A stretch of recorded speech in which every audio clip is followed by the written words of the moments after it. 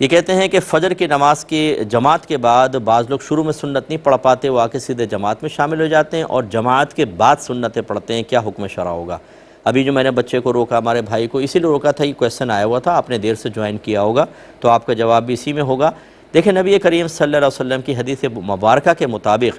جب طلوع فجر ہو جائے تو آفتاب یعنی سورج نکلنے تک سوائے سنن فجر کے اور کوئی نوافل جائز نہیں ہوتی۔ ایک تو بات یہ، دوسری بات یہ کہ یہ جو سنتیں ہیں ان کا محل جو ہے صرف فرض سے پہلے ہے۔ اگر فرض سے پہلے نہیں پڑھیں تو یہ حقیقتاً پہ سنت نہیں رہتی، یہ نوافل میں تبدیل ہو جائیں گے۔ اگر آپ اس کو فجر کی جماعت کے بعد پڑھیں گے تو یہ حقیقتاً سنن فجر نہیں ہیں بلکہ یہ تو نوافل ہیں اور سرکار نے منع فرمایا۔ لہٰذا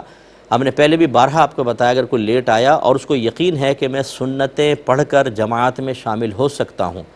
چاہے اتحیات میں شامل ہوں، تشہد میں سلام سے پہلے شامل ہو جاؤں تو وہ الگ سنتیں پڑھے اور پھر آ کر جماعت میں شامل ہو،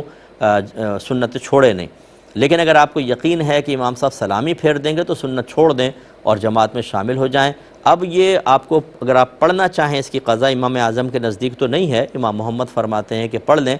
اب آپ پڑھیں گے سورج طلوع ہونے کے بعد 20 منٹ تک ویٹ کریں، یعنی سورج کی پہلی کرن نکل کے 20 منٹ تک، اس کے بعد آپ چاہیں تو ان سنن فجر کی قضا ادا کریں،